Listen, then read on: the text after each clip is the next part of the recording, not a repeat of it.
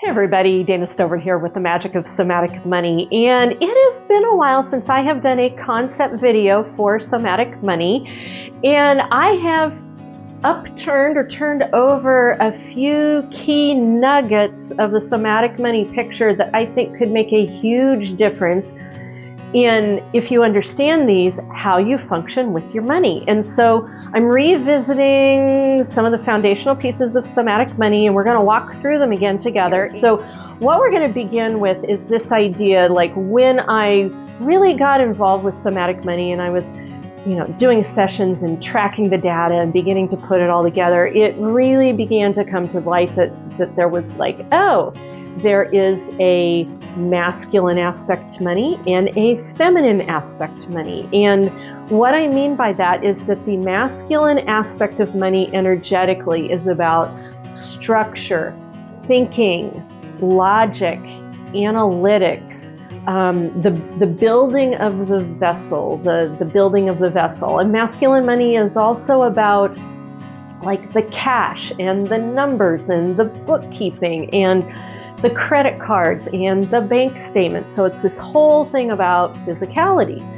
Then at the same time that masculine money is going on, you've got this whole other aspect of money called feminine money EQ. And this is going to be about your flow with money and your emotive responses in your body with your money and your emotional intelligence, that place where the psychology of money and the emotion of money that kind of meet and come together and mix and create financial decisions. And also soft-sided money relationship, feminine money is also about intuition, like what is going on with your gut instinct lower in your body, and what is going on with your heart center, what is your heart telling you, or are you receiving messages from higher realm about your money, or just that sixth sense intuitive nature with money. So that's feminine money.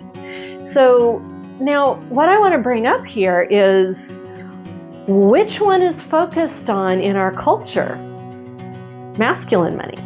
We are constantly told that masculine money is what is real with money and that's it. But what about this energetic, emotive, soft-sided space, feminine money? This is just as real, but it doesn't get the same billing that the masculine money does. And so what I found as I worked with somatic money is that as people were doing their masculine money financial processes here, if they could get to them, they were also having emotive processes going on, and the nature of whether they were doing well or not, especially if they're an EQ money person, had to do with if they were integrating the two. They were able to integrate the two. And where does that integration happen?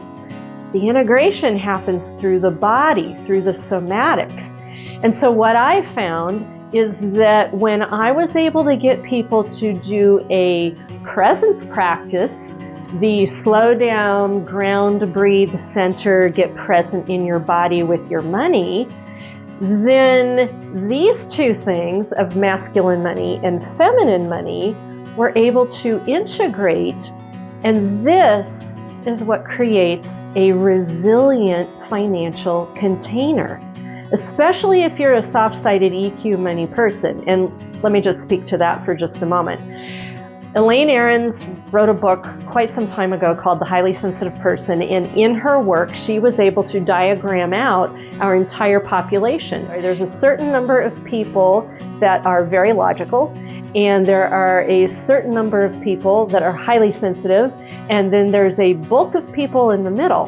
And what I have found is that our financial system is set up for the logical people.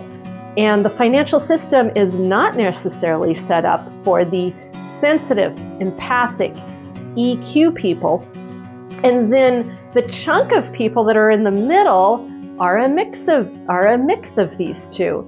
And so what I found in a somatic money process is if I could determine how much of an EQ money person I was working with, then I was able to give them the concepts and the tools that they needed to create a resilient energetic container for their EQ money selves in a masculine money world, to get their energetics working a whole lot better with their money relationship. So that's been the premise of my work for quite a few years. And up until the last month or so, I've been having that feeling of like, I need to define this better so that people can see how they are functioning inside of their money relationship, so they can do better with their money and create a better money container for better inner financial resiliency, right? And there's a whole story that goes along with that, and I'm not going to bore you with those gory details, but basically what came out was this sense of like, wow, I need to go back and revisit financial vulnerability. How do people feel vulnerable in their bodies with their money? Because first off, financial vulnerability inside of this patriarchal money system that we live in, financial vulnerability is poof. It's not allowed to exist. You are not allowed to mention or talk about or express or show how you are feeling vulnerable inside of your body with your financial experiences. And why is this? Because the toxic financial patriarchy centuries ago said, the vulnerability with money, that's a survival thing, and so you can't show vulnerability because vulnerability is weak, and we can't have that, so money is only about the logic. And this is where feminine money got cut off. And so this whole strata of people who function here in feminine money and have challenges if it's only about masculine money, they get left out in the cold. But there is a piece of this that has to do with allowing yourself, giving yourself permission to not only locate where you're feeling vulnerable in your body with your money, with your financial experiences, not only locate it, but in an appropriate way or with appropriate people that you trust, be able to express that vulnerability. That's part of the healing process, right? That's what we do in therapy. That's what we do in somatics. That's what we do in a healing process, is be able to talk about what is making us feel vulnerable, or talk about what our vulnerable experiences are. And if we are not allowed to do that with our money, then things get stuck. Things don't get healed, things don't get released, things get stuck, and then that creates problems in our finances, because guess what? Money is not only logical and structural, it's also energetic. And if you are not dealing with the energetics, the vulnerable experiences that they're having emotionally and energetically, if you're not dealing with that, then that clogs up this sphere where the two of them meet together, right? So this really became clear to me that I needed to revisit the vulnerability space and let people know, okay, vulnerability totally is a part of this process, right? Well, I went one step further, because if you've been with me for any length of time, you know that yes, I talk about this off and on, and then I also talk about another thing called money blocks. And money blocks are synonymous with money issues or money problems, or I have something going on in my psyche that is creating a money block. And that's as far as we go to define it.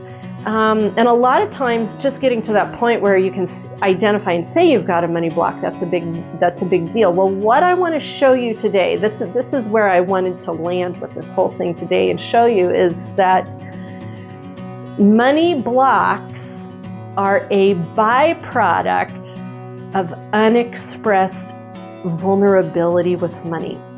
Money blocks are a byproduct of unexpressed financial vulnerability. So that said, and I want to show this to you in the stick figure pictures. First, I want to show you there is you, and then there is you with money. And right here in between, there are your vulnerable experiences. And then you shield up, then you tend to shield up with money blocks. And so I wanted to show this to you as a process of this might be something happening inside of your somatic money relationship that is causing you problems, and you haven't been able to identify it because A, we're not really allowed to identify it or talk about it, and B, we tend to not get that specific about it. Well, I like to get specific because when we get specific, we're able to figure out things.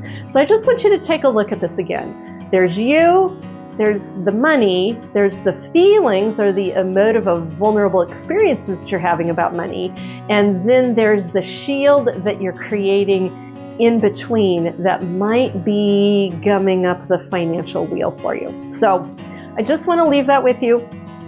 If this is something that interests you, you need to step into the somatic money process. Go click through and begin on my free care kit and also my somatic money conversation that I've got going on. You need to pick up my oracle deck and begin to pull cards so that you can begin to piece together these parts of the somatic money relationship that you have. And I would also like to hear from you. Be sure to like, comment, follow, message me, and I will see you in the next video.